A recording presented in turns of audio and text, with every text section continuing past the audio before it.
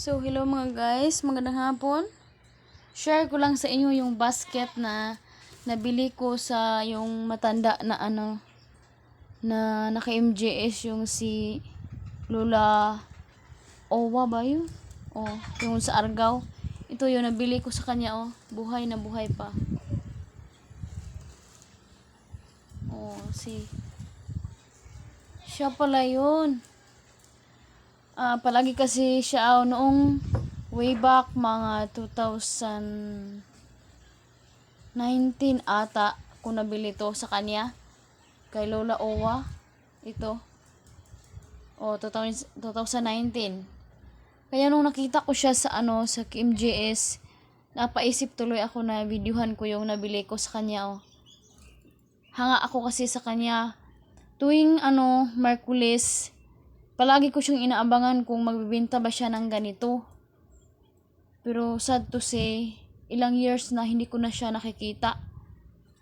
Pero happy din ako kasi buhay pa pala siya.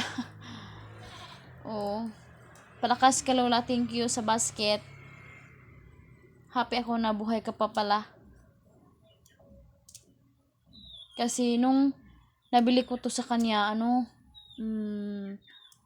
medyo matanda na siya, pero hindi kasing tanda sa ngayon sa nakita ko sa sa KMJS.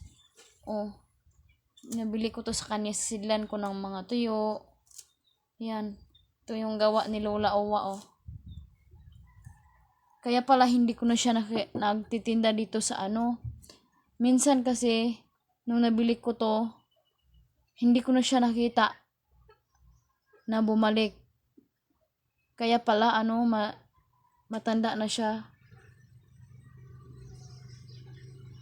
Sana bumalik siya dito sa amin sa may Malalay, Ronda, Cebu sa kinakursan ko to nabili. May tuwing Merkulis market day namin, ito nabili ko sa kanya. Ito mga guys, oh. Kay Lola Owa, oh. 2019 pa to mga guys, oh. Yung lola na nasa KMJS. So sana bumalik ka sa market namin Lola para makabili uli ako. 2019 pa to. Tibay pa rin mga guys.